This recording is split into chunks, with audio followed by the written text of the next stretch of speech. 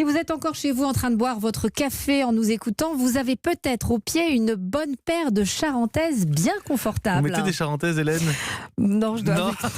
Ouais, sachez que, en tout cas, la vraie question, c'est la sauvegarde de la charentaise ce matin. La dernière entreprise française qui les fabrique en Charente est en grande difficulté. Oui, elle a été placée en redressement judiciaire fin juillet et c'est aujourd'hui que le tribunal de commerce d'Angoulême doit se prononcer sur la reprise ou la cessation d'activité. Stéphane Place. Devant les juges du tribunal de commerce d'Angoulême, Pascal Becker est revenu hier défendre son projet qui permettrait de sauver 38 emplois sur la centaine que compte aujourd'hui la manufacture charentaise. Une entreprise qui avait obtenu il y a moins d'un an une indication géographique, en clair, un label qui garantit son savoir-faire. C'est précisément sur la compétence du personnel que mise le repreneur pour relancer cette fabrique de chaussons. Le personnel a un vrai savoir-faire qui mérite de conserver, de pérenniser. La tradition, l'héritage dépasse le microcosme de l'entreprise et c'est pour ça que je vous disais qu'on voulait développer ces valeurs pour ancrer encore plus l'entreprise dans son territoire et dans son histoire. Déléguée force ouvrière, Florence Rebérol place ses espoirs dans ce projet de reprise